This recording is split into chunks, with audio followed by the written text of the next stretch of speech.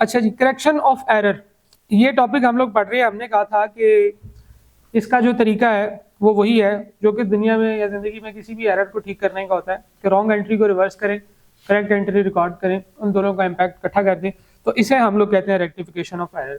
अब एरर जिस तरह का मर्जी हो, एरर ऑफ ओमिशन होगा तो इसका मतलब ये है कि आपने कोई भी रॉन्ग एंट्री पास ही नहीं की है, आपने सिर्फ करेक्ट एंट्री पास करनी है, आपका काम चल जाएगा। ट्रांसपोजिशन एरर, ऐसे एरर को कहते हैं जिसमें आपने अमाउंट्स को आगे पीछे करके लिख दिया है। एरर ऑफ कमीशन एक ऐसे एरर का अकाउंट का एरर होता है जिसमें हमने एक अकाउंट में एंट्री करनी थी, किसी और अकाउंट में एंट्री करनी, लेकिन वो अकाउंट जो है वो दोनों सेम ही अकाउंटिंग हेड से रिलेट करते हैं। 5 अकाउंटिंग हेड है, ठीक है जी। तो सांता या बनता में से किसी एक को आपने करना था, डेबिट करना था, आपने दूसरे को कर दिया, ये इतना बड़ा मसला नहीं, इससे आपका जो है वो टोटल इम्पैक्ट आउट नहीं होता। लेकिन अगर हम प्रिंसिपल एरर करते हैं, यानी कि हम लोग हेड्स के अंदर ही छलांग लगा दें, एक हेड था डेबिट का, एक्सपेंसेस का, हमने इनकम्स में एंट्री कर दी, इनकम में करनी थी एक्सपेंसेस में कर दी, so on so forth, asset में करनी थी एक्सपेंसेस में कर दी, एक्सपेंसेस में करनी थी एसेट में कर दी, ठीक है जी। तो ये हमारा एरर ऑफ प्रिंसिपल होता है। आपको पता है 2 तरह के जो है ना वो एक्सपेंसेस होते हैं, इसके बारे में हमने पढ़ा था। एक होता है जी रेवेन्यू एक्सपेंडिचर और एक होता है G capital expenditure.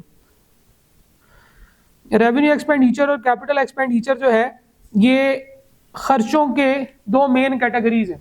Revenue expenses हर उस खर्चे को कहते हैं जो इनकम या एक्सपेंस होता है, जो आपके इनकम या एक्सपेंस में जाएगा, जो बेसिकली आपका अकाउंटिंग का एक्सपेंस होता है ना, वो रेवेन्यू एक्सपेंडिचर्स होते हैं। कैपिटल एक्सपेंडिचर्स वो खर्चे होते हैं जिससे आपकी प्रोडक्शन कैपेसिटी बढ़ती है, जिससे आपका वर्किंग कैपिटल जो है वो बढ़ता है, जिससे आपकी पावर बढ़ती है। ऐसे तमाम कैपिटल्स को हम लोग एसेट्स कहते हैं। तो बेसिकली एक रेवेन्यू एक्सपेंडिचर हो, उसको कैपिटल एक्सपेंडिचर के तौर पर रिकॉर्ड कर लिया जाए, ये एक एरर ऑफ प्रिंसिपल होता है। तो अक्सर कहा था कि एमसीक्यू मेरे ज़हन में अभी आया, तो मैंने कहा बता दूं आपको, रेवेन्यू एक्सपेंसेस को कैपिटल एक्सपेंसेस के तौर पर रिकॉर्ड कर लेना, ये एरर ऑफ प्रिंसिपल होता है, क्योंकि वो रेवेन्यू एक्सपेंस था, एक्सपेंस के तौर पे आपने रिकॉर्ड करना था, आपने उसको एसेट के तौर पे रिकॉर्ड कर लिया, या वाइस वर्सा, एक कैपिटल एक्सपेंस था, आपने उसको रेवेन्यू एक्सपेंस के तौर पे रिकॉर्ड कर लिया। तो ये क्या होता है, ये आपका एरर ऑफ प्रिंसिपल होता है। कंपनसेटिंग ऐसे एरर्स को कहते हैं जो एक दूसरे के इम्पैक्ट को जाहिल कर देते हैं, टोटल जो है वो उससे कोई फर्क नहीं पड़ रहा होता, टोटल जो है वो वही उतना ही आ रहा होता है, लेकिन इंडिविजुअल बैलेंसेस जो है वो डिफरेंट हो रहे होते हैं, अंडर स्टेट और ओवर स्टेट हो रहे होते हैं। ऐसे एरर्स को भी हम कहते हैं कि हम रिजॉल्व करेंगे। तरीका क्या होगा, तरीका यही होगा कि रॉन्ग एंट्री को रिवर्स करना है, करेक्ट एंट्री को पास करना है और इनको जमा कर देना। अगर जमा कर सकते हैं, ना भी करें तो कोई प्रॉब्लम नहीं है, आपका आंसर ठीक आ जाएगा। कास्टिंग एरर्स ऐसे एरर्स कहते हैं जो कि जमा तफरीक करते हुए हो जाते हैं। इनमें 2 वर्ड्स इस्तेमाल होते हैं, ओवरस्टेटेड का या अंडरस्टेटेड का। ओवरस्टेटेड का मतलब ये है कि जितनी अमाउंट है उससे ज्यादा बढ़ा चढ़ाकर बयान की गई है, ठीक है, और अंडरस्टेटेड का मतलब है कि जितनी है उससे कम करके बयान की गई है, अंडरस्टेटेड, ठीक है जी। तो इन दोनों से भी इसकी इंटरप्रिटेशन का फर्क पड़ता है, यानी कि 6 तरह के डिफरेंट एरर्स हैं, लेकिन सोल्यूशन एक ही है, one size fits for all. एक ही सोल्यूशन है, वो ये कि रॉन्ग एंट्री को रिवर्स करें, करेक्ट एंट्री को पास करें, ठीक है जी। जब आप इसकी काफी स्पेसिफिक हद तक जो है ना वो कैलकुलेशन कर लेंगे तो आप डायरेक्ट करेक्टिंग एंट्री तक पहुंचने का भी आपको मैं रूट सिखाऊंगा, लेकिन अभी पहले क्या है, प्रैक्टिस करनी है आपने कि रॉन्ग एंट्री को रिवर्स करना है, करेक्ट एंट्री को पास करना है। नॉर्मली एरर्स के अंदर हम लोग ये अज्यूम करते हैं कि जिस साइड का एरर है सिर्फ उसी साइड का एरर है, दूसरी साइड उसने ठीक सॉल्व की है। यानी कि फॉर एग्जाम्पल, जैसे हम लोगों ने क्वेश्चन में ये कहा था, इस पॉइंट को हमने पढ़ा, इसको कहते हैं cash drawings of ₹120 has been credited to the bank column of the cash book. तो उसने credit side of the entry में एरर बताया है, ठीक है, यानी कि एंट्री की क्रेडिट साइड हमने गलत की है। तो डेबिट साइड भी गलत किया है? जी नहीं, डेबिट साइड हमने गलत नहीं की है। तो हम लोगों ने खुद से एरर्स अज्यूम नहीं करने, जो एरर्स उसने बताए हैं वही अज्यूम करने। इसका ये मतलब है कि इस एंट्री की डेबिट साइड जहां पे जानी थी वहीं पे गई है और सही गई है, उसमें कोई एरर नहीं है, ना उसमें कोई अमाउंट का एरर है, ना उसमें कोई अकाउंट का एरर है, ना ट्रांसपोजिशन एरर, ना कंपनसेटिंग एरर, ना उसमें जो है वो कोई एरर ऑफ ओमिशन है। यानी कि हम ये भी नहीं कह सकते कि अच्छा वो डेबिट की ही नहीं कहीं, क्योंकि डेबिट के बारे में तो बताया ही नहीं। जिस चीज का नहीं बताया, absent of any information does not mean error. Absent of any information means कि हाँ जी ये ठीक है, ठीक है, खामोशी भी हाँ ही होती है, ठीक है। तो इसी तरह से अगर कहीं पे कुछ एरर के बारे में नहीं बताया, इसका मतलब है कि वो ठीक है। इस तरह के जो एरर्स होते हैं ना, कभी कभार ऐसा भी होता है कि वो हमें स्पेसिफिकली बता दे कि दूसरी साइड पे कुछ और एरर कर दिया है, दूसरी साइड पे कुछ और एरर कर दिया है। ऐसे एरर्स जिनमें आपने जो रॉन्ग एंट्री पास की है वो टैली ना हो, याद रखिएगा, ऐसे एरर्स जिनमें आपने जो रॉन्ग एंट्री पास की है वो टैली ना हो, ऐसे एरर का इंपैक्ट जो है वो सारी जिंदगी नहीं जाता।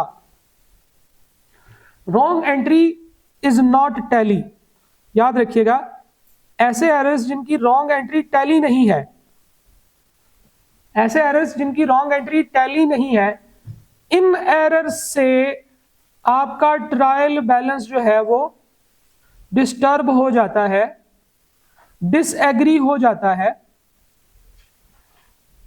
यानी कि उसकी डेबिट साइड ट्रायल बैलेंस की is not equal to credit side of the trial balance.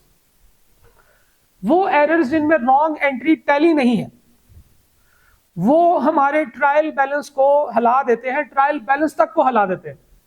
जैसे मजलूम की दुआ अर्श को हिला देती है, रॉन्ग एंट्री जिसमें डेबिट और क्रेडिट इक्वल नहीं है वो हमारे ट्रायल बैलेंस को भी हिला देती है। सही है जी।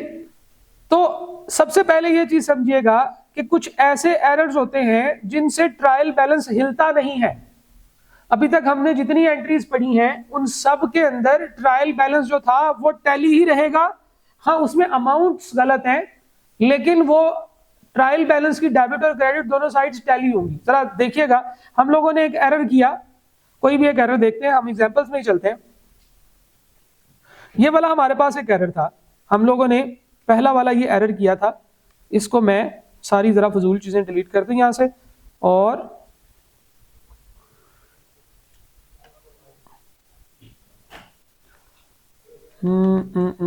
ये वाला एरर देखते हैं। सारे अमाउंट्स डिलीट किए हैं मैंने। ड्राइंग्स टू कैश 191, ये एक एरर है, ठीक है, एरर है करेक्ट। अच्छा, ये करेक्ट एंट्री रॉन्ग एंट्री है, चलो जी, ये वाला एक एरर है जी, ये एक एरर है। हमने बैंक टू सेल्स एक एंट्री रिकॉर्ड की हुई है, इसकी डेबिट साइड और क्रेडिट साइड इक्वल है इस एंट्री की। बैंक को डेबिट करेंगे 5000 से, सेल्स को क्रेडिट करेंगे 5000 से, बैंक अकाउंट क्लोज होगा, सेल्स अकाउंट क्लोज होगा, बाकी सारे अकाउंट्स क्लोज होंगे। एंड पे जब ट्रायल बैलेंस बनेगा तो ट्रायल बैलेंस में इस एरर की वजह से इन दोनों का डेबिट और क्रेडिट साइड टैली नहीं होगी। लेकिन अगर फर्ज करें वो आपको कहता है कि जी एक एरर हमने किया है कि ऑनर से पैसे आए थे, हमने बैंक को डेबिट कर दिया है लेकिन क्रेडिट किसी को नहीं किया, बैंक को 5000 से डेबिट किया, क्रेडिट किसी अकाउंट को नहीं किया। This is an error. वो डेबिट साइड का भी बता रहा है, क्रेडिट साइड का भी बता रहा है। इस एरर से आपकी एंट्री जो है वो टैली नहीं है, इसका डेबिट और क्रेडिट एक दूसरे के इक्वल नहीं है। और जब हम लोग इस एंट्री के बाद ट्रायल बनाएंगे तो हमारे ट्रायल में भी यही एरर नजर आएगा कि उसका डेबिट और क्रेडिट एक दूसरे के इक्वल नहीं होगा, ठीक है। तो ऐसे तमाम एरर्स जो सिंगल साइडेड एरर होते हैं जिसमें डेबिट और क्रेडिट की अमाउंट इक्वल नहीं होती, उनसे हमारा ट्रायल बैलेंस आउट हो जाता है। ये तो होगी पहली बात।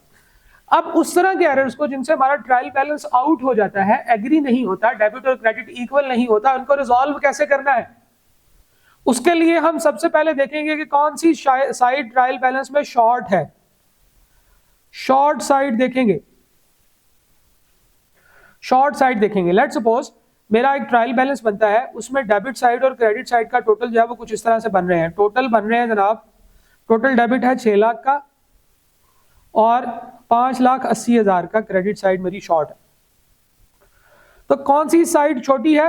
Credit side. हम एक टी अकाउंट बनाएंगे जिसका नाम होगा सस्पेंस अकाउंट। हमें नहीं पता कि इस सस्पेंस अकाउंट में बैलेंस किधर से आया है, लेकिन हमें यह जरूर पता है कि ऐसी तमाम रॉन्ग एंट्रीज जो कि टैली नहीं थी उसकी वजह से ये आया है।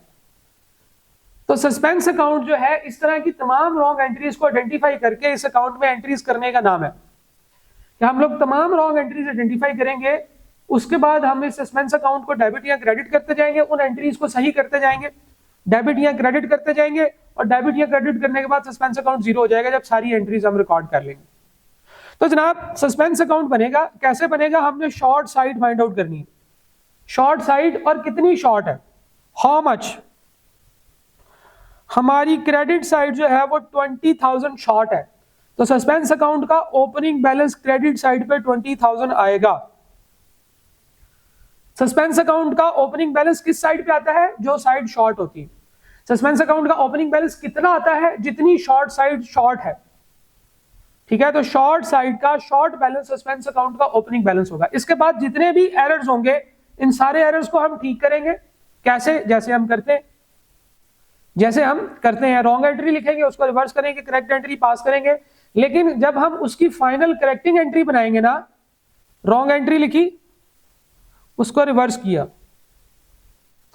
करेक्ट एंट्री लिखी, उसको रिकॉर्ड किया, जब हम उनको जमा करेंगे ना तो हमारी फाइनल करेक्टिंग एंट्री टैली नहीं होगी।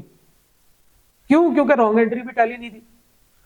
अब वो जितना डिफरेंस होगा इसके अंदर वो हम सस्पेंस अकाउंट के साथ लिखकर अपनी डबल एंट्री पूरी कर लेंगे और वो हमारी करेक्टिंग एंट्री बन जाएगी। सिंपल। जैसा कि एरर देखते हैं, फिर इसकी प्रैक्टिस करते हैं, फिर मैं आपको बताता हूं कि इसको कैसे कर सकते हैं।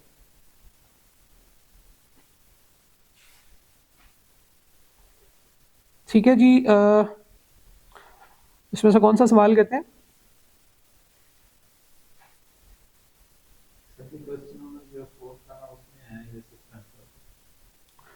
फोर में सस्पेंस है ना, मैंने इसीलिए छोड़ा हुआ था 4। हाँ ये ले 4 ही करते हैं। कल मैंने कहा भी था कि हम 4 करेंगे, उसमें सस्पेंस अकाउंट है। क्वेश्चन नंबर 4, आमिर का सवाल जो है वो देखते हैं।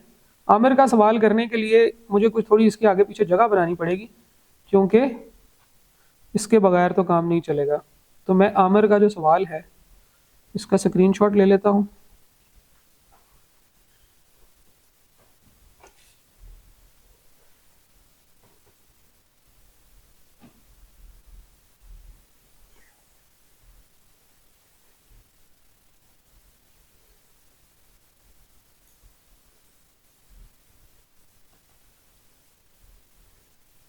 और इसको हम यहाँ पे ले आते हैं, आमिर के सवाल को। शाबाश।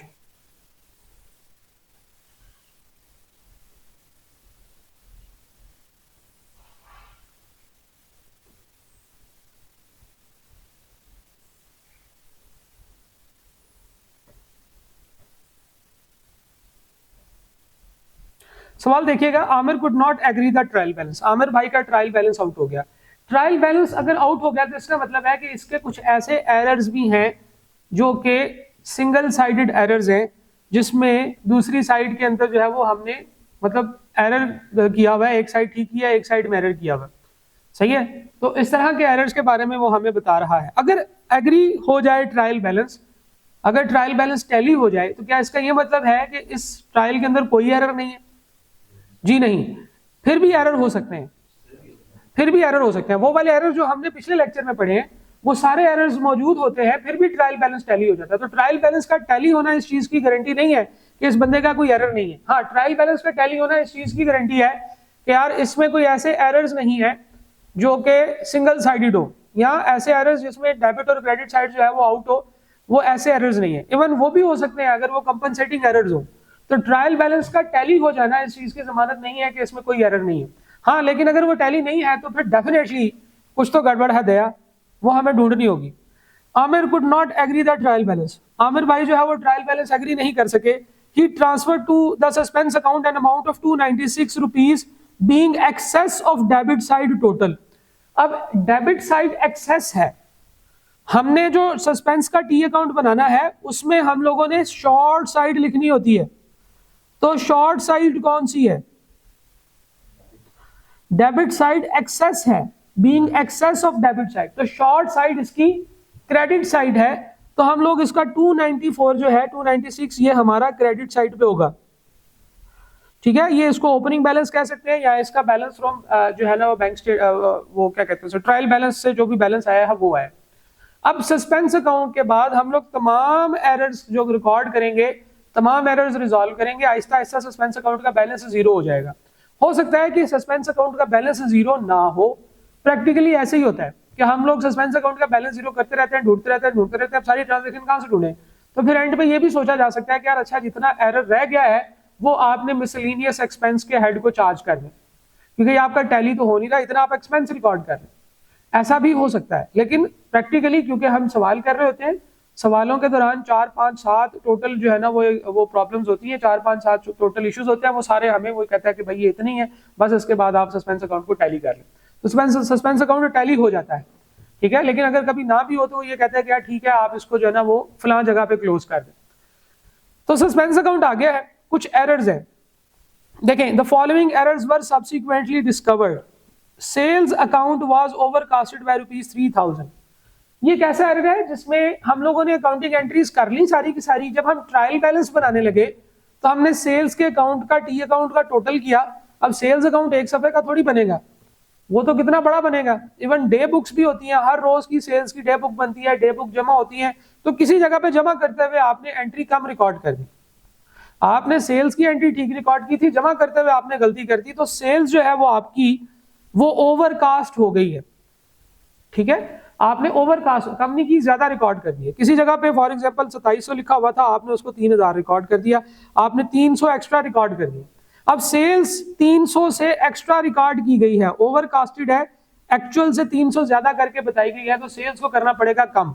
तो ओवरकास्ट या अंडरकास्ट जो होते हैं ये जमा तफरीक के एरर्स होते हैं, ये रॉन्ग एंट्रीज नहीं होती।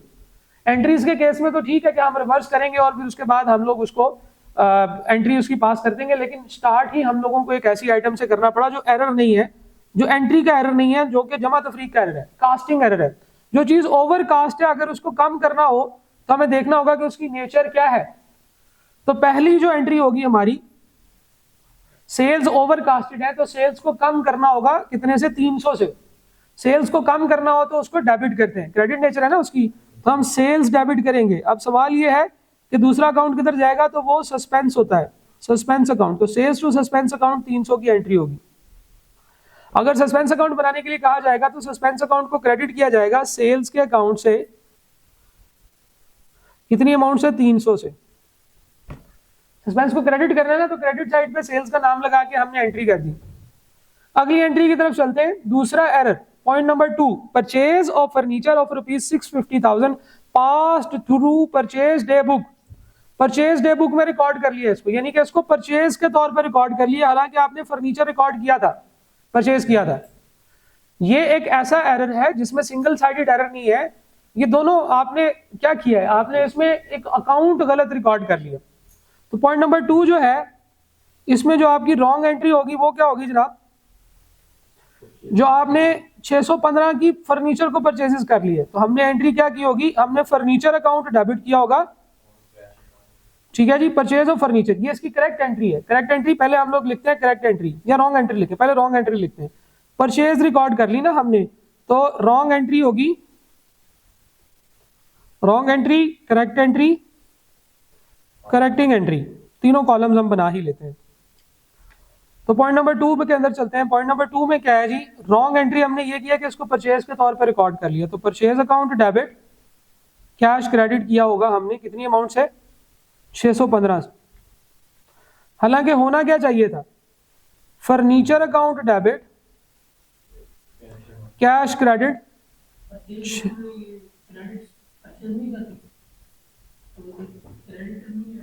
तो वो उसने कहा ना, यही तो गलती किया उसने कि उसने परचेज बुक में रिकॉर्ड कर दिया। ठीक है, आप कैश की जगह क्रेडिट लिखना चाहते हैं, आप क्रेडिट लिख दें, परचेज की जगह पे पेबल लिख दें।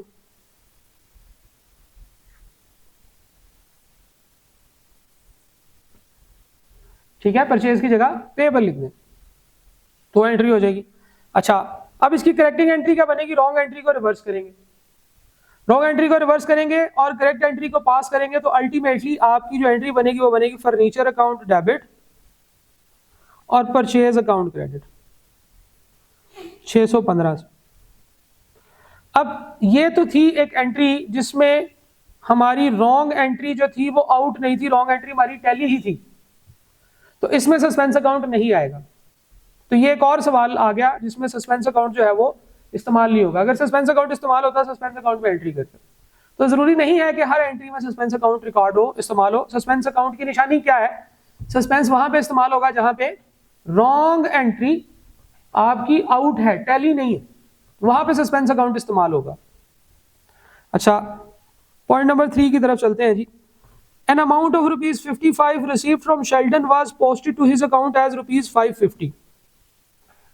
अब जरा देखिएगा कि उसके अकाउंट में हमने 550 रिकॉर्ड किए। Amount received from Sheldon, Sheldon से पैसे मिले थे 55 रुपए।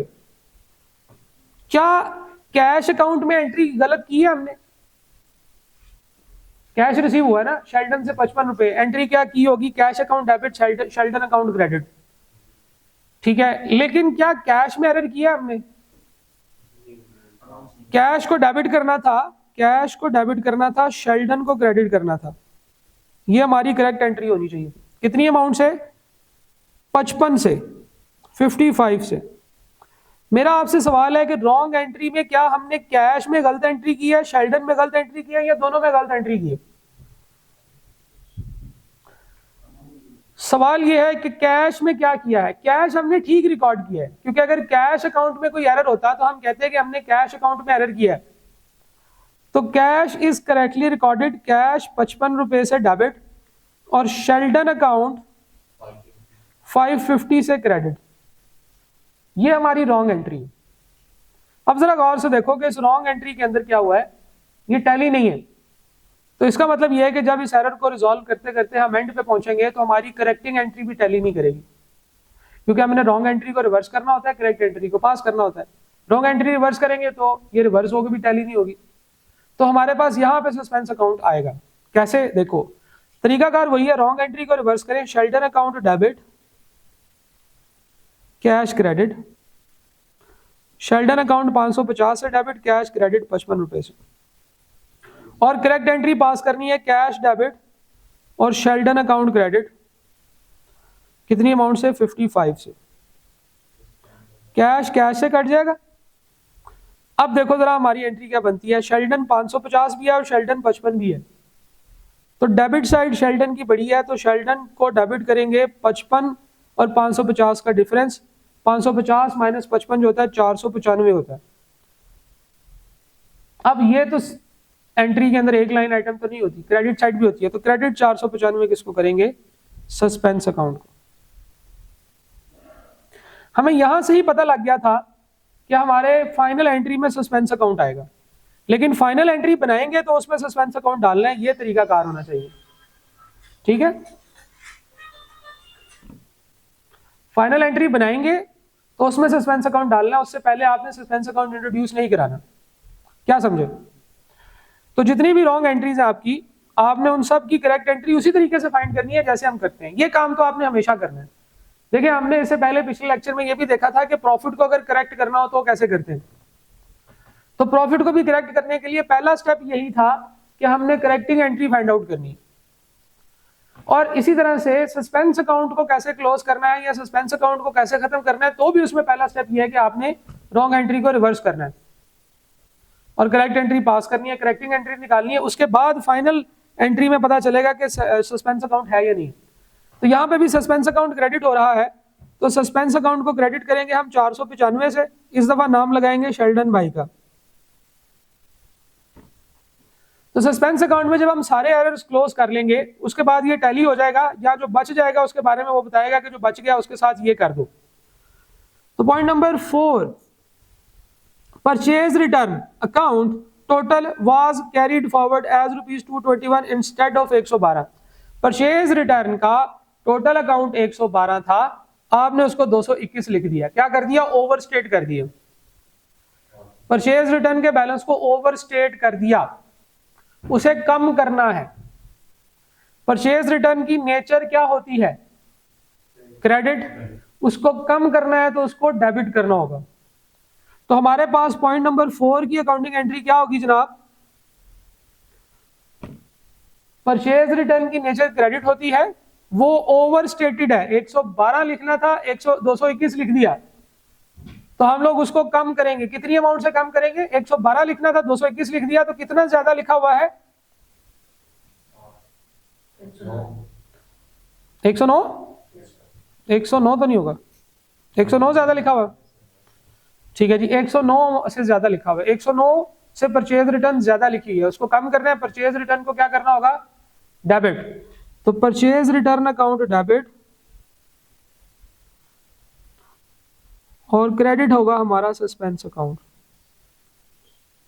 कितनी अमाउंट से, 109 से। 109 से ओवरस्टेटेड था परचेज रिटर्न, तो ओवरस्टेटमेंट हो या अंडरस्टेटमेंट, उसमें माइंडसेट आपने डिफरेंट तरीके से करना है। आपने क्या करना है, आपने ये देखना है कि क्या अकाउंट थी वो ज्यादा लिखी है कि कम। अगर कम करनी है तो जो उसकी नेचर है उसका रिवर्स उसके साथ एंट्री कर दें, अगर बढ़ानी है तो जो उसकी नेचर है वही उसमें मजीद रिकॉर्ड कर दें। सेल्स को बढ़ाना है तो क्रेडिट करना होगा, कम करना है तो डेबिट करना होगा। परचेजेस को बढ़ाना है तो डेबिट करना होगा, परचेजेस को कम करना है तो क्रेडिट करना पड़ेगा। तो जनाब जो रिमेनिंग इसका आइटम है वो सस्पेंस अकाउंट में चला जाएगा। तो इस एंट्री से भी सस्पेंस अकाउंट जो है वो हमारा क्रेडिट हो रहा है, तो परचेज रिटर्न अकाउंट 109 से सस्पेंस अकाउंट डेबिट हो जाएगा, क्रेडिट हो जाएगा। तो ये हमारी एंट्री होगी जिसमें सस्पेंस आया, ये हमारी एंट्री होगी जिसमें सस्पेंस आया। पॉइंट नंबर 2 की रॉन्ग एंट्री टैली थी इसलिए इसमें सस्पेंस नहीं आया। पॉइंट नंबर 3 की रॉन्ग एंट्री आउट थी इसलिए इसमें सस्पेंस आ गया। ठीक है जी। तो सस्पेंस अकाउंट कहां पे आएगा? जहां पे आपकी रॉन्ग एंट्री टैली नहीं होगी। अच्छा जी, पॉइंट नंबर 5 की बात करते हैं, गौर से देखिएगा जरा। एक कैश सेल्स, कैश की सेल्स की है आपने 1235 की, duly entered in the cash book, cash book में ठीक एंटर हुई। ड्यूली एंटर्ड का मतलब है जैसे होनी चाहिए थी वैसे ही की है, but posted to sale account as ₹235, sales में 235 के तौर पर रिकॉर्ड करनी। हालांकि 1235 की जो है ना वो कैश की सेल्स थी। रॉन्ग एंट्री क्या हुई? Cash debit, sales credit. ठीक है, एंट्री ठीक थी, अमाउंट गलत होगी एक साइड पे। 1235 की आपने कैश की एंट्री कर दी और सेल्स की एंट्री 235 की कर दी। 1235 और 235 क्या हमारी रॉन्ग एंट्री टैली है? जी नहीं, इसमें 1000 रुपए का डिफरेंस है, तो 1000 रुपए का सस्पेंस अकाउंट आएगा। अच्छा जी, कैश टू सेल्स हम लोगों ने एंट्री करनी थी, असल में एंट्री होनी चाहिए थी कैश टू सेल्स 1235 से एंट्री होनी चाहिए थी 1235। रॉन्ग एंट्री रिवर्स करें, सेल्स अकाउंट डेबिट 235 से, कैश क्रेडिट 1235 से, और करेक्ट एंट्री पास करें कैश टू सेल्स। बिल्कुल कोई टाइम नहीं लगता, इसका शॉर्टकट लगाने की जरूरत नहीं है। रॉन्ग एंट्री रिवर्स करें, करेक्ट एंट्री ऐड करें, कैश कैश से कट जाएगा। सेल्स के केस में सेल्स डेबिट भी हो रही है और क्रेडिट भी हो रही है, क्रेडिट साइड भरी है तो सेल्स तो होगी क्रेडिट, कितने से? 1000 से, दोनों का डिफरेंस ले लेना होता है। डेबिट किसको करना है? सस्पेंस अकाउंट को। सस्पेंस अकाउंट 1000 से आ गया। बहुत सारे टोटकों से ये चीज बताती है, टोटके जब आप करते हैं ना, अच्छा हाँ इसका ये था, इसका ये मतलब है, सस्पेंस अकाउंट इधर डेबिट होगा क्रेडिट होगा, बिल्कुल सोचने की जरूरत नहीं। रॉन्ग एंट्री लिखें, करेक्ट एंट्री लिखें, रॉन्ग एंट्री को रिवर्स करें, करेक्ट एंट्री उसमें जमा करें। अगर आपकी रॉन्ग एंट्री आउट है तो जिस साइड पे कम है अमाउंट उस साइड पे सस्पेंस अकाउंट आ जाएगा। ठीक है, एज सिंपल एज दैट, सीधी बात, नो बकवास। तो सस्पेंस अकाउंट को डेबिट करना है सेल से, तो हम लोग सेल से सस्पेंस अकाउंट को डेबिट करेंगे 1000। अच्छा जी, अब उसके बाद भी वो कह रहा है कि जी टैली नहीं है। पॉइंट 6 में वो कहता है rest of the difference was due to incorrect total in salaries account in the ledger. इसके बाद जो भी डिफरेंस है ना वो सैलरीज अकाउंट में डाल दें क्योंकि उसके इनकरेक्ट टोटल की वजह से आया है। तो सस्पेंस अकाउंट में देखते हैं इस वक्त हमारे पास कितना बैलेंस बच गया है। इस तरफ क्या है जी? 296, 300, 495, 109, और इस तरफ क्या है? कौन सी साइड बढ़ी है? क्रेडिट साइड बढ़ी है। कितनी है?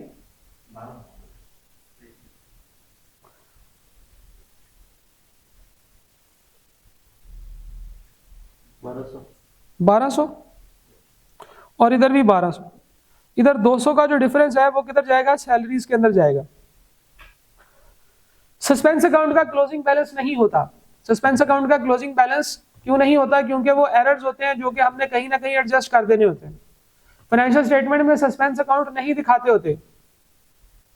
ठीक है, फाइनेंशियल स्टेटमेंट में सस्पेंस अकाउंट नहीं दिखाते होते। तो सस्पेंस अकाउंट जो होता है ये बताता है कि एरर्स को कैसे रेक्टिफाई करना है। सस्पेंस अकाउंट की निशानी ये है कि जब आपकी रॉन्ग एंट्री टैली नहीं होगी तो आपका सस्पेंस अकाउंट जो है वो बीच में आएगा फाइनल एंट्री में जाके।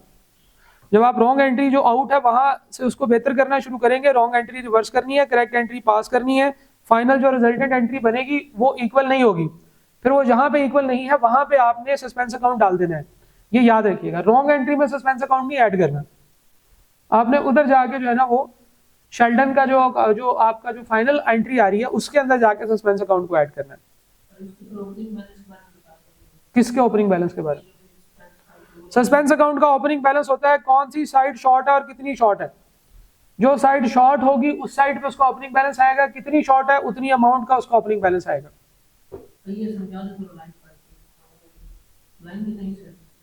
अच्छा, ये वाला जो उसे क्वेश्चन दिया है उसने कहा Aamir could not agree the trial balance, he transfer to the suspense account an amount of ₹296,000।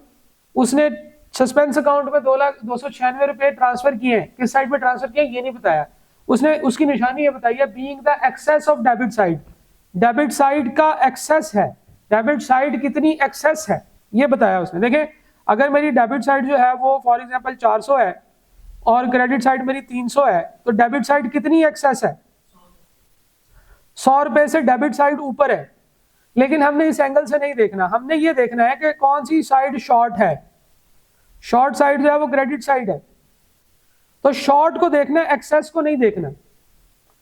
ठीक है, ये स्पेसिफिकली मैं शॉर्ट के वर्ड पे ऊपर जो है ना वो फोकस इसलिए कर रहा हूं कि अगर आप एक्सेस वाली साइड से जाएंगे ना तो वो बच्चों को भूल जाता है कि क्या करना है टी अकाउंट का। आपने शॉर्ट साइड देखनी है, जो साइड शॉर्ट है, एक बड़ी होगी एक छोटी होगी, आपने छोटी के पॉइंट ऑफ व्यू से देखना है।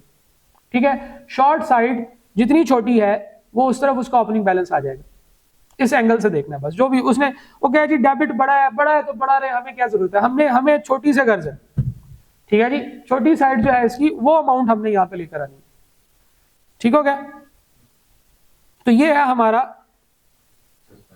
Suspense account. Rectification of error के कॉन्सेप्ट्स यहां पे खत्म हो जाते हैं। पूछता हूं आपसे मैं जो आपने पूछना सवाल, रेक्टिफिकेशन ऑफ एरर के कॉन्सेप्ट्स यहां पे खत्म हो जाते हैं। आप सिर्फ रॉन्ग एंट्रीज है उनको करेक्ट करना है। सिर्फ एक छोटी सी बात याद रखिएगा कि कुछ एंट्रीज, कुछ एरर्स ऐसे होते हैं जिनको ट्विन एडजस्टमेंट्स कहा जाता है। क्या कहा जाता है जी? Twin adjustments. ट्विन एडजस्टमेंट्स ऐसी एडजस्टमेंट जिसमें जब एक हो तो दूसरी भी उसके साथ ही आ जाएगी, एक होगी तो दूसरी भी उसके साथ खुद ब खुद ही आ जाएगी।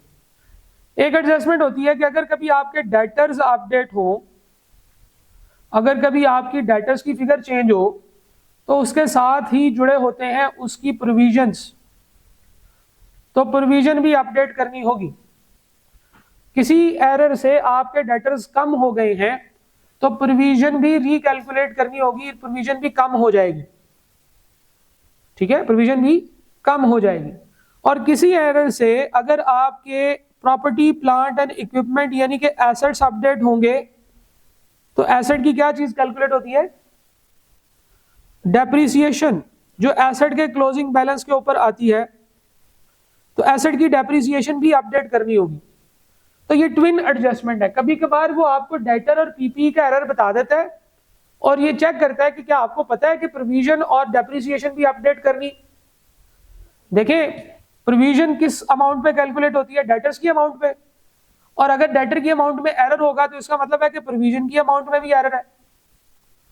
ठीक है जी, तो ये दो ट्विन एडजस्टमेंट्स हैं, एक के साथ दूसरी आएगी। ठीक है, डेटर्स के साथ प्रोविजन की एडजस्टमेंट करनी होगी, लेकिन रूल क्या है? अगर डाटा अवेलेबल है, इफ डाटा इज अवेलेबल, अगर डाटा अवेलेबल होगा तो आपने ट्विन एडजस्टमेंट्स करनी है। अगर डाटा अवेलेबल नहीं है तो फिर ट्विन एडजस्टमेंट्स आप नहीं कर सकेंगे। डेप्रिसिएशन पीपी के बारे में एरर बताया हुआ है लेकिन डेप्रिसिएशन के रेट्स ही नहीं बताए हुए, या कोई ऐसा मेथड नहीं है जिससे आप डेप्रिसिएशन के रेट कैलकुलेट कर सकते हैं, तो फिर आप इसको अपडेट नहीं करेंगे। ठीक है जी, तो अभी तक हम लोगों ने कहा कि 3 तरीकों से इसका सवाल आता है। आपको एरर दे दिए जाए और आपको कहा जाए इसको करेक्ट करें। एरर को करेक्ट करने का तरीका क्या है? आप रॉन्ग एंट्री रिवर्स करें, रॉन्ग एंट्री रिवर्स करें और करेक्ट एंट्री रिकॉर्ड करें और फिर इन दोनों को जमा कर दें। ऐसा हो सकता है कि आपको प्रॉफिट या कोई भी और आइटम ऑफ फाइनेंशियल स्टेटमेंट जो है उसको अपडेट करने के लिए कहे, तो आपने क्या करना है, जो कल हमने डिस्कस किया था कि वो तमाम items line item double entry के अंदर जो कि उसको इम्पैक्ट करती हैं वो आपने उसमें एडजस्ट करते चले जाना है। सेम नेचर ऐड होगा, सेम नेचर ऐड होगा और डिफरेंट नेचर माइनस होगी। इसका प्रैक्टिस क्वेश्चन अभी हमने नहीं किया लेकिन करते हैं। और तीसरी चीज ये है कि कभी कभार ऐसे एरर्स हो सकते हैं जो वन साइडेड हो या सिंगल साइडेड एरर है। ऐसे एरर की निशानी होती है कि इनकी रॉन्ग एंट्री पास नहीं होती, रॉन्ग एंट्री टैली नहीं होती, wrong entry is not tally. ऐसे आइटम्स की एक निशानी है कि इनके बाद जब ट्रायल बैलेंस बनेगा वो ट्रायल बैलेंस भी टैली नहीं होगा। ऐसे एरर्स को सॉल्व करने का तरीका वही है जो हमने पहले पढ़ा है कि रॉन्ग एंट्री को रिवर्स करना है, करेक्ट एंट्री रिकॉर्ड करनी, लेकिन जो इसकी फाइनल रिजल्टिंग एंट्री होगी वो टैली नहीं होगी, उसमें सस्पेंस अकाउंट आएगा।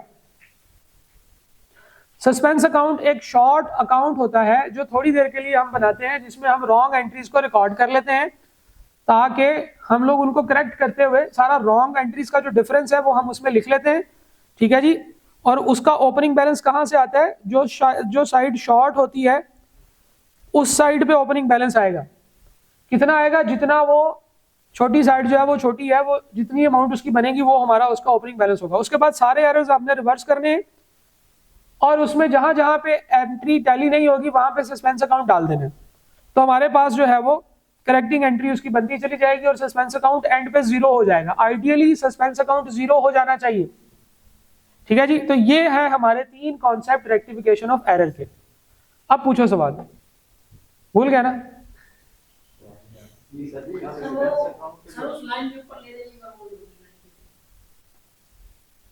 कौन सी? वो जो सवाल किया अमर वाला?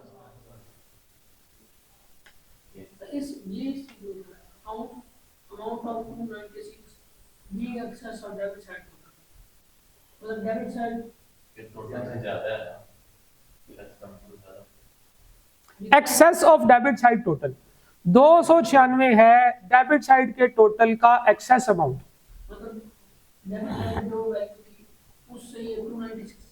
नहीं, उसने कहा है 296 डेबिट साइड ज्यादा है, क्रेडिट साइड शॉर्ट होगी। Being the excess of debit side. ठीक है जी। मैं ये कहता हूं कि यार मुझे इस ग्लास में इतना पानी चाहिए, इससे ऊपर वाला जो है वो फेंकाऊं, तो एक्सेस ऑफ द क्वांटिटी जो है वो आपने फेंकनी है, तो आपने ऊपर वाली फेंकनी है। इसका मतलब यह है कि मुझे जो चाहिए वो कम है और इसमें ज्यादा है, तो एक्सेस जो है वो आप फेंक रहे हैं। इसी तरह से डेबिट साइड एक्सेस है 296, डेबिट साइड एक्सेस है 296, हमें चाहिए शॉर्ट। शॉर्ट साइज फिर क्रेडिट साइड है, और वो कितनी शॉर्ट है? जितना डेबिट एक्सेस है। ठीक है, जितना डेबिट एक्सेस है उतनी क्रेडिट साइड शॉर्ट है। ठीक है जी। तो ये आई एम श्योर कि अब आप लोगों के लिए ये क्वेश्चन जो है वो आसान है। हम लोग एमसीक्यूज की तरफ चलते हैं और एक एक करके इन एरर्स की क्वेश्चंस और इनको रिजॉल्व करने का तरीका समझते हैं कि वो क्या होगा और उसको किस तरीके से सॉल्व करेंगे।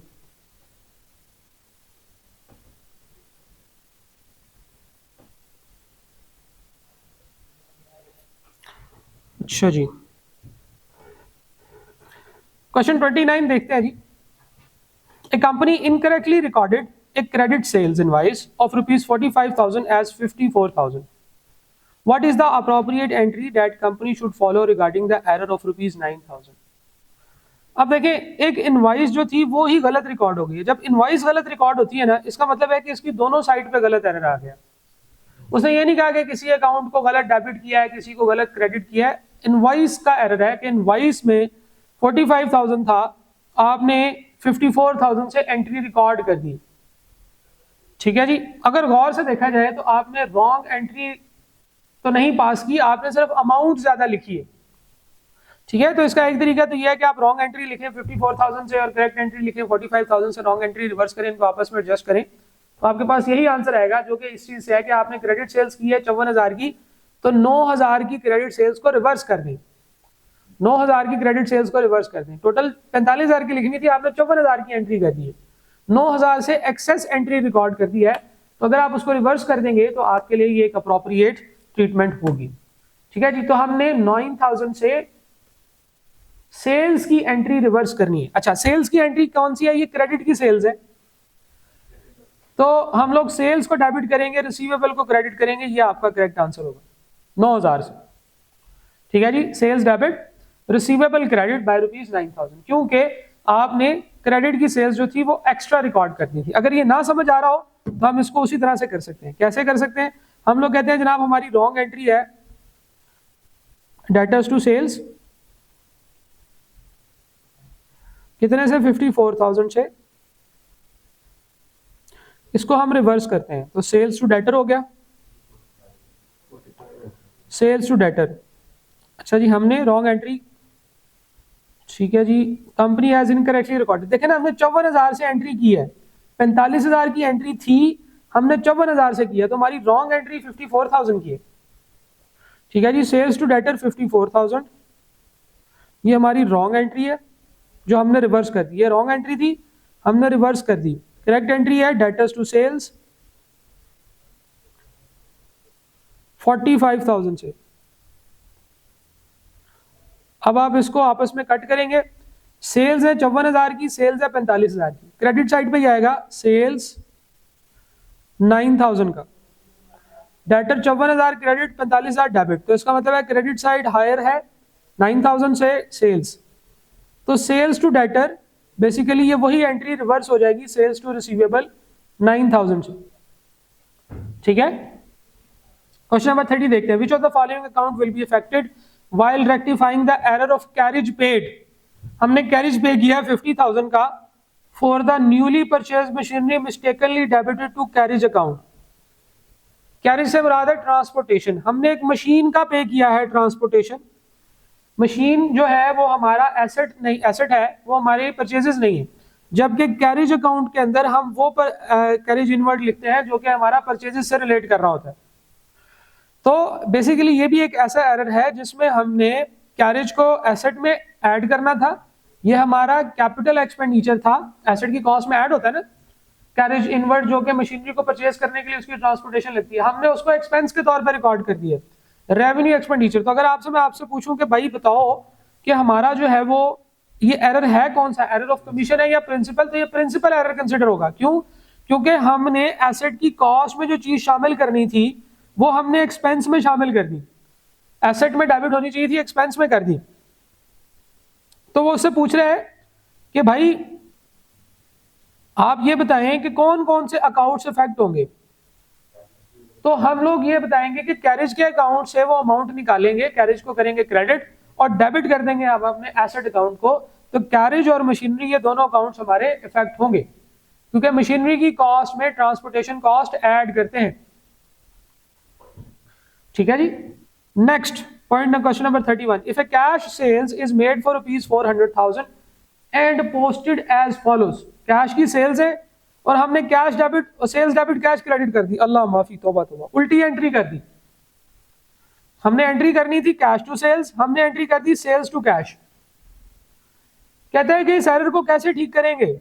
हम कहेंगे यार टेंशन नहीं है, रॉन्ग एंट्री को करेंगे reverse, cash debit sales credit, ये रॉन्ग एंट्री थी ना, ये लिखी हुई है, इसको रिवर्स कर देंगे, cash debit sales credit 4 lakh से, तो हम किधर आ जाएंगे, हम जीरो पोजीशन पे आ जाएंगे। और यही दोबारा एंट्री करनी पड़ेगी कैश टू सेल्स 4 लाख से। तो बेसिकली कैश को 4 लाख और 4 लाख 8 लाख से डेबिट करना होगा, सेल्स को क्रेडिट करना होगा 8 लाख से। तो cash to sales, cash debit sales credit 8 lakh से, option D is your correct answer. Wrong entry reverse की, करेक्ट एंट्री पास की, दोनों को इकट्ठा किया, हमारा आंसर आ गया। तो एरर के केस में तो ये काम जितनी दफा मर्जी करवा लें एक ही है कि रॉन्ग एंट्री को रिवर्स करना है, करेक्ट एंट्री रिकॉर्ड करनी है, दोनों को इकट्ठा करना है, तो हमारे पास आंसर आ जाएगा।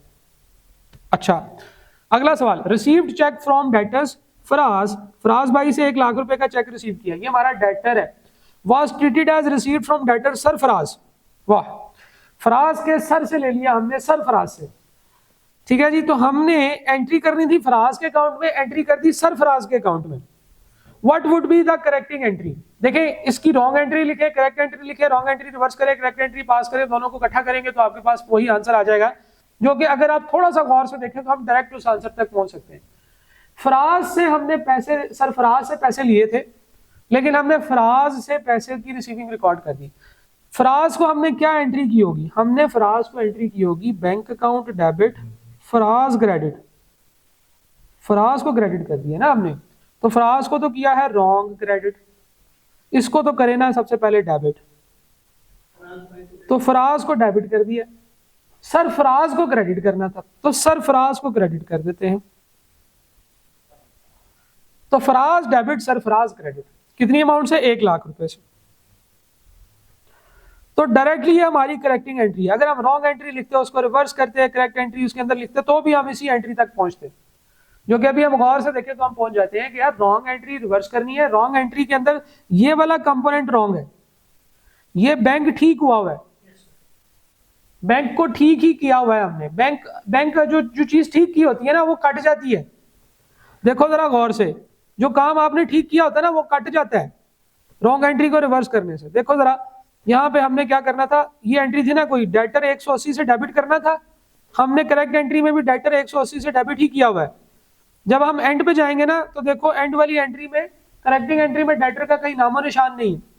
जो चीज ठीक करनी थी ठीक ही की हुई है, उसको वो आपस में कट जाएगी। इसलिए हम सिर्फ रॉन्ग के पॉइंट्स को अगर देखें तो भी हम सही एंट्री पे पहुंच सकते हैं। क्वेश्चन 33 देखते हैं जी। Which of the following error will create balance in suspense account? वो तमाम एरर्स जिसमें रॉन्ग एंट्री टैली नहीं है वो सस्पेंस अकाउंट के बैलेंस का बाइस बनती है। तो ऑप्शंस देख लेते हैं। Repair expense was considered as purchase of asset, ये एरर जो है कि एक रिपेयर एक्सपेंस था, आपने एसेट की परचेज को तौर पे रिकॉर्ड कर लिया। रिपेयर हमारा एक रेवेन्यू एक्सपेंडिचर होता है, हमने उसको कैपिटल एक्सपेंडिचर के तौर पे लिख लिया, तो ये एरर ऑफ प्रिंसिपल है। डेबिट जो करना था डेबिट ही किया हुआ है किसी और अकाउंट को, इससे हमारे ट्रायल बैलेंस के टोटल पे डिसएग्रीमेंट नहीं आएगा। इसका मतलब ऐसे सस्पेंस अकाउंट नहीं बनेगा। तो उसने कहा था बताओ इनमें से किससे सस्पेंस अकाउंट बनेगा, तो 33 से तो सस्पेंस अकाउंट नहीं बनता। ठीक हो गया, आगे चलते हैं। Point B, purchase of inventory considered as purchase of non current asset. ये भी हमने किसी को डेबिट करना था, हमने किसी और अकाउंट को डेबिट कर दिया, लेकिन डेबिट किया हुआ है। तो ऐसे एरर्स जिसमें किसी और अकाउंट को डेबिट कर दिया हुआ है वो या तो एरर ऑफ प्रिंसिपल हो सकते हैं या एरर ऑफ कमीशन हो सकते हैं, लेकिन वो सिंगल साइडेड एरर नहीं होते।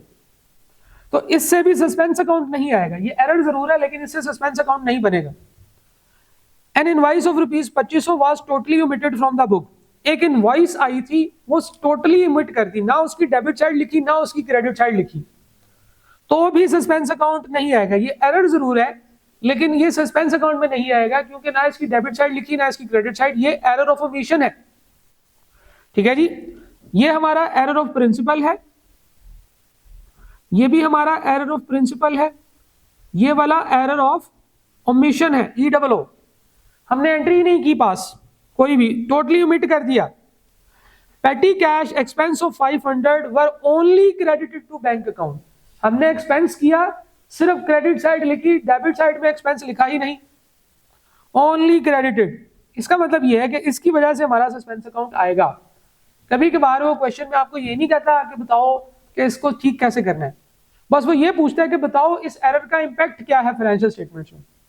तो हम कहेंगे कि इसका इंपैक्ट ये है कि हमारा ट्रायल बैलेंस आउट हो जाएगा, सस्पेंस अकाउंट बनेगा, सस्पेंस अकाउंट में उसका बैलेंस आएगा, फिर जब इसको ठीक करेंगे तो फिर सस्पेंस अकाउंट 0 हो जाएगा। ठीक है, तो ये है वो error, option number D, which will be resulting in the suspense account, जो सस्पेंस अकाउंट के पैदा होने की वजह हो सकता है। Question number 34, office supplies purchased and held in stock. Office supply से मुराद ऑफिस में इस्तेमाल होने वाली चीजें, स्टेशनरी वगैरह आपने परचेज की है, स्टॉक में रखी है।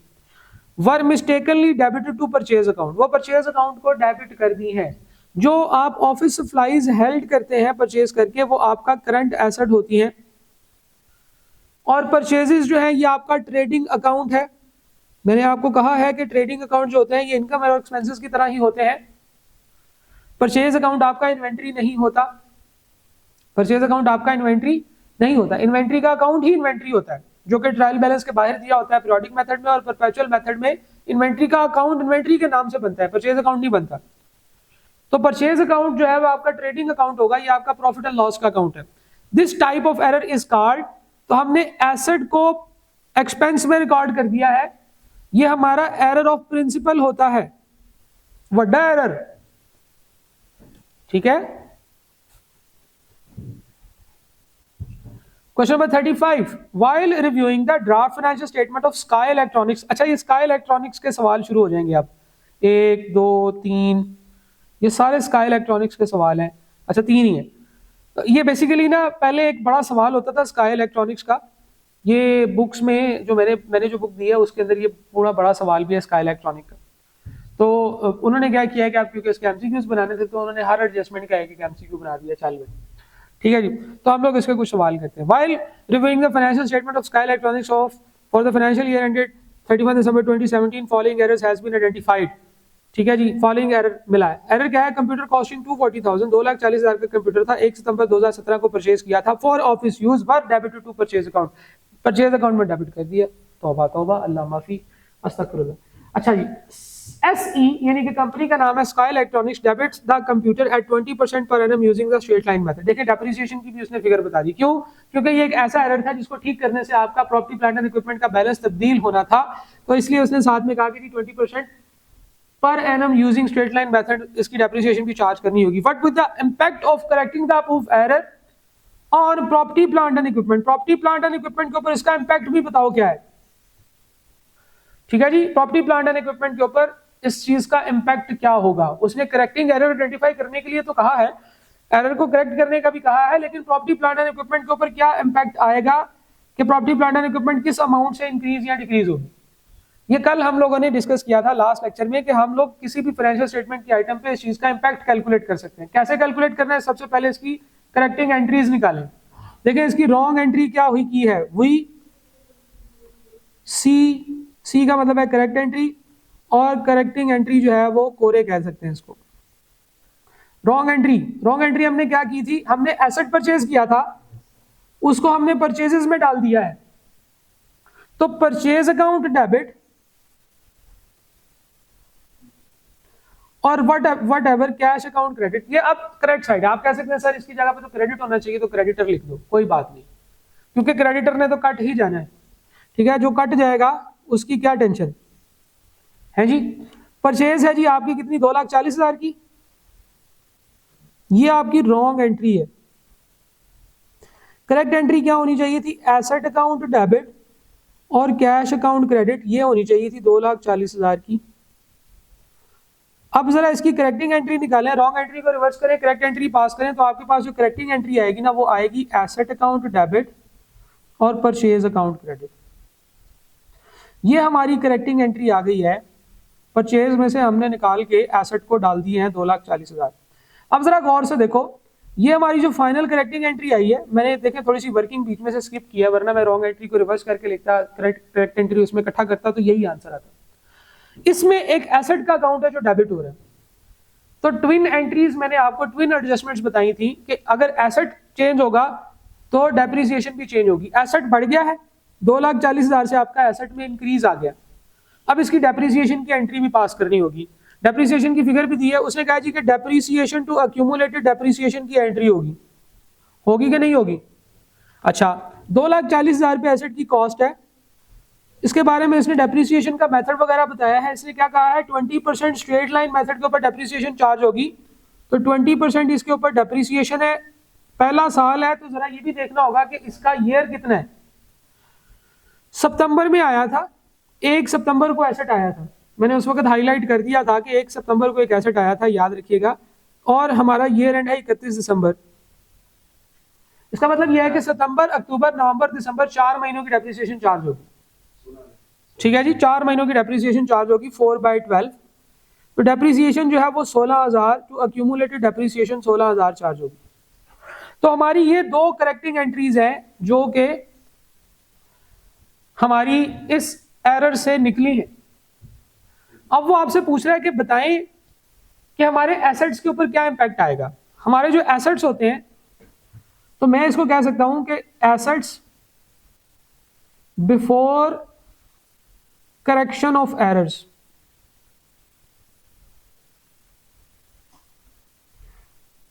ये आपने यहां पे लिखने होते हैं। लेट्स सपोज एक्स है, कुछ भी हो सकता है, इसकी नेचर, एसेट की नेचर क्या होती है, डेबिट। अब मैंने इसमें चेंजेस फाइंड आउट करनी है, तो करेक्टिंग एंट्री में जाएं, हर वो लाइन आइटम जो एसेट को की है और डेबिट हो रही है, सेम नेचर ऐड कर देंगे, डिफरेंट नेचर माइनस कर देंगे। देखो एसेट डेबिट हो रहा है 24 to 40,000 से, तो हम यहाँ पे ऐड कर देंगे प्लस न्यू एसेट। जो एसेट हमने रिकॉर्ड किया 2,40,000 से, वो ऐड हो जाएगा। क्यों? क्योंकि एंट्री भी डेबिट हो रही है, एंट्री डेबिट हो रही है और अकाउंट की नेचर भी डेबिट है। तो करेक्टिंग एंट्री में हर वो आइटम जो डेबिट होगी वो ऐड हो जाएगी, जो क्रेडिट होगी वो माइनस हो जाएगी। क्या परचेज जो है ये एसेट को इंपैक्ट करते हैं? जी नहीं। क्या डेप्रिसिएशन एसेट को इंपैक्ट करती है? जी नहीं। एक्यूमुलेटेड डेप्रिसिएशन एसेट्स में आती है और आपको पता है वो माइनस होती है। तो ये जो है वैसे भी क्रेडिट हो रही है, तो हम लोग माइनस करेंगे accumulated depreciation of new asset. कितनी है जी? 16,000, ये माइनस हो जाएगी। इसका मतलब है कि हमारे पास जो नए एसेट्स बन जाएंगे वो कितने बन जाएंगे? x plus 2,24,000, x plus 2,24,000। अब इनिशियल कितने हैं ये हमें नहीं पता, जरूरत भी नहीं है। हाँ ये है कि जितने इनिशियल है उसमें 2,24,000 ऐड होगा, तो assets will be increased by 2,24,000। तो कभी कभार वो ये कहता है कि ये ना पूछो कि पहले कितने थे, ये बताओ चेंज कितना होगा। तो चेंज हमारा एंट्रीज से पता चल जाएगा। एंट्री में जो चीजें एसेट में ऐड होती हैं वो डेबिट होती हैं, वो ऐड कर लें, जो एसेट में से माइनस होती हैं क्रेडिट होती हैं वो माइनस कर दें, तो हमारे पास करेक्टेड बैलेंस ऑफ एसेट्स आ जाएगा। अब x जितना मर्जी हो, x में 2,24,000 ऐड हो रहा है, ठीक है जी। तो इस तरह से हमारी ये क्वेश्चन नंबर 35 जो है ये भी हमने सॉल्व कर लिया। 36 देखते हैं। While reviewing the derived financial statement of Sky electronics, जाने तो चले।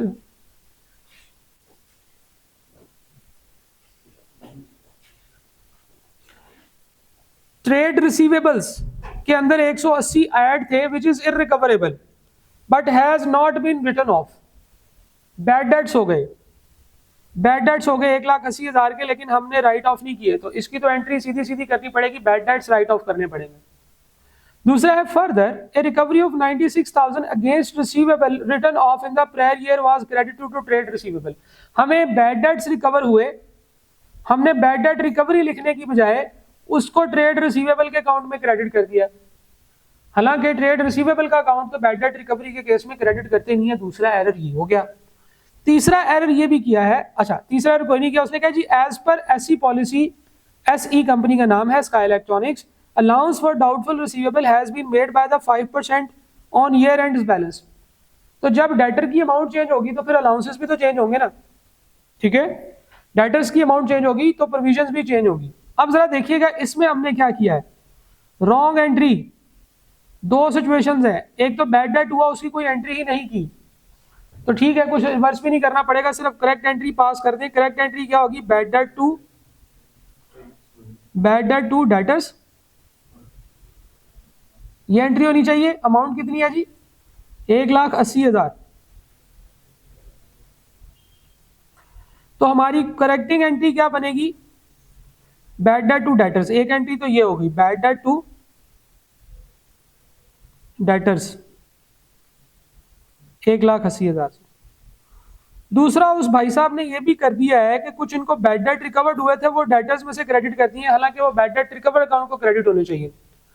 तो रॉन्ग एंट्री हमने क्या की है, हम लोगों को कैश आया, हमने कैश तो कर दिया डेबिट, और बैड डेट रिकवर्ड को हमने डेटर्स में डाल दिया। ये हमारी रॉन्ग एंट्री। कितनी अमाउंट से? 96,000 से।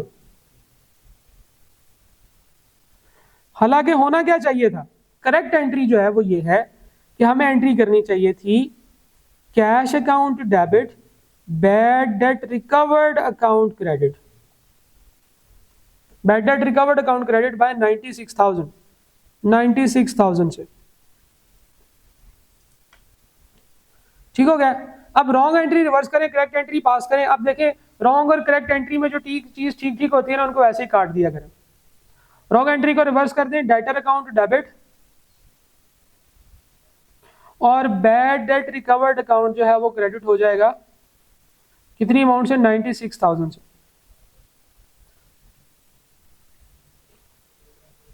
अब डेटर की अमाउंट जो है वो दो जगह पे चेंज हो रही है, इन दोनों के ऊपर अलग अलग भी प्रोविजन की कैलकुलेशन कर सकते हैं या इन दोनों की कंबाइन भी प्रोविजन की कैलकुलेशन कर सकते हैं। अब देखिए जरा, डेटर्स जो है वो 1,80,000 से क्रेडिट हो रहे हैं, 96,000 से डेबिट हो रहे हैं।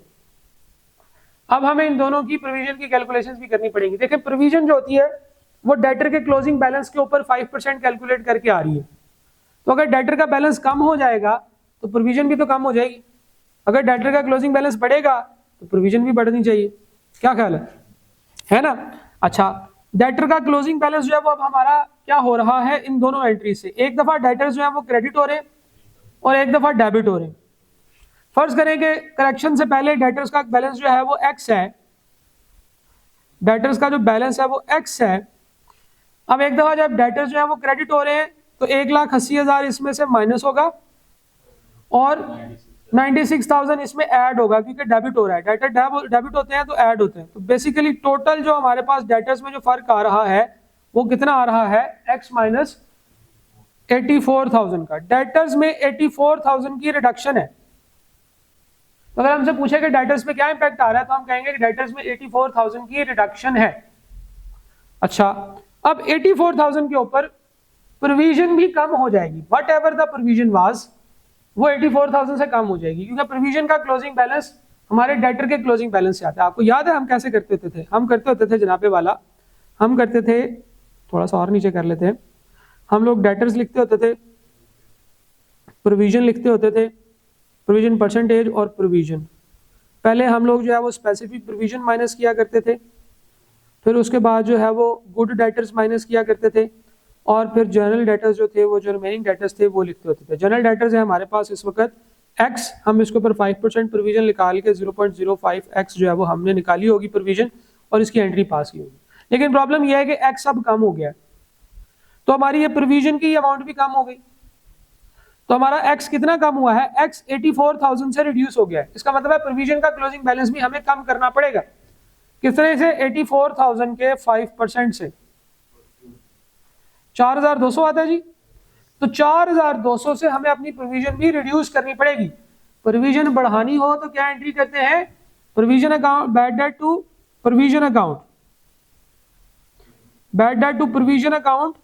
अगर प्रोविजन में इंक्रीज हो, अगर प्रोविजन में डिक्रीज हो तो हम यही एंट्री रिवर्स करते हैं, प्रोविजन अकाउंट डेबिट और bad debt expense account credit इस अमाउंट से। अब ये कम करनी है आपने प्रोविजन, तो हमारी इसकी करेक्टिंग एंट्री क्या होगी, प्रोविजन अकाउंट डेबिट और bad debt account credit by ₹4,200।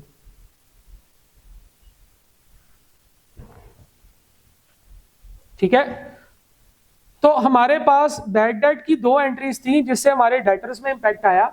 Debtors कम हुए, एक डेटर कम हुआ, एक ज्यादा हुआ, तो हमें पता चला कि टोटल ओवरऑल डेटर्स कम हो रहे हैं, तो हमारी प्रोविजन का बैलेंस भी कम होना चाहिए, क्योंकि ये ट्विन एडजस्टमेंट थी और उसने बताया था कि यार प्रोविजन भी कैलकुलेट करनी है।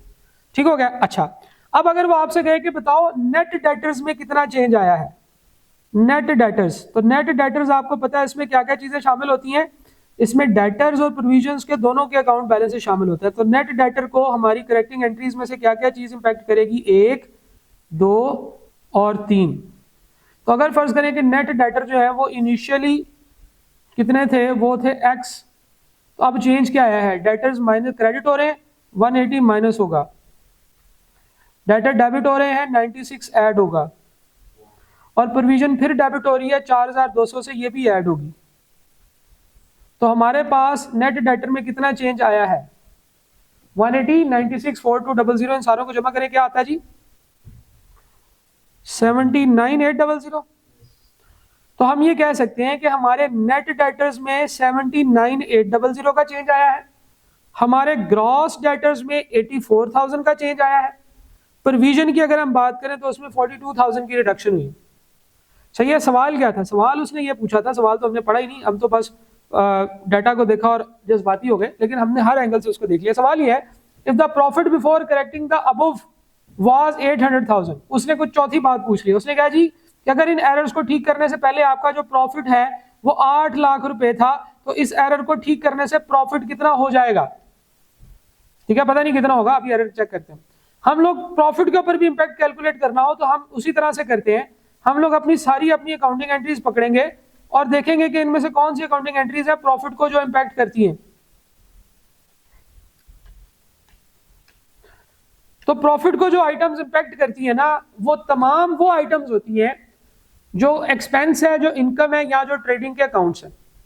एक्सपेंस, इनकम, ट्रेडिंग के अकाउंट्स, क्लोजिंग स्टॉक, वो तमाम चीजें जो प्रॉफिट स्टेटमेंट में आती हैं, उन सारों में से जो जो चीज चेंज होती जाएगी वो आपके प्रॉफिट को इंपैक्ट करेगी। तो जरा यहां से देखते हैं कि कौन कौन सी चीजें हमारे प्रॉफिट को इंपैक्ट करती हैं। वो है जनाब बैड डेट, ये एक्सपेंस होता है। क्या डेटर्स हमारे प्रॉफिट को इंपैक्ट करते हैं? ये वाले तो नहीं करते ना। अच्छा, क्या ये वाले डेटर हमारे प्रॉफिट को इंपैक्ट करते हैं? जी नहीं। क्योंकि ये तो एसेट्स में जाते हैं। ये बैड डेट रिकवर्ड का इनकम का अकाउंट है हमारा, और इसी तरह से ये बैड डेट का अकाउंट है। ये 3 अकाउंट्स हैं जो हमारे प्रॉफिट को इम्पैक्ट करते हैं। ये 3 अकाउंट्स हैं जो हमारे प्रॉफिट को इम्पैक्ट करते हैं। तो हम उसी तरह से करेंगे, हम लोग नेट प्रॉफिट की कैलकुलेशन करेंगे अगर, तो नेट प्रॉफिट भी उसी तरह से ठीक होगा। नेट प्रॉफिट कैसे ठीक होगा जनाब? हमारा नेट प्रॉफिट कितना था इससे पहले, इस एरर से पहले 8 लाख था, तो हम लोग 8 लाख लिखेंगे। नेट प्रॉफिट हमारा 8 लाख है। उसके बाद अब आप देखेंगे नेट प्रॉफिट की नेचर क्या होती है, क्रेडिट।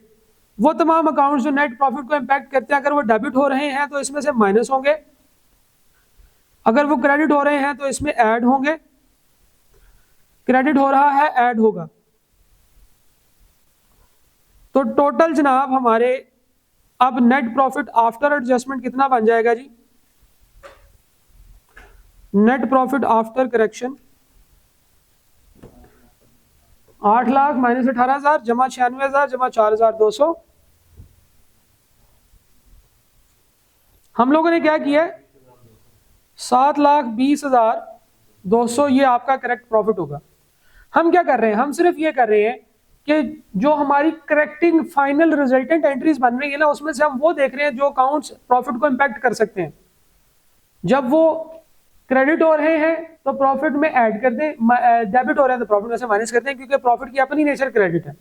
जब हम एसेट्स के ऊपर इम्पैक्ट देखते थे तो डेबिट्स ऐड करते थे, क्रेडिट्स माइनस करते थे, क्योंकि एसेट्स की अपनी नेचर डेबिट है।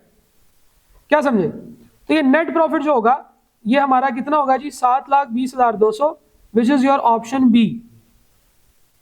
ठीक है जी।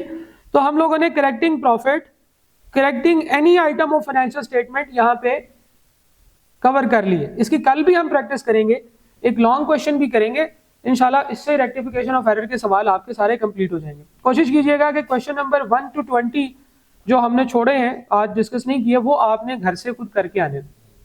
ठीक है जी, चलें, थैंक यू।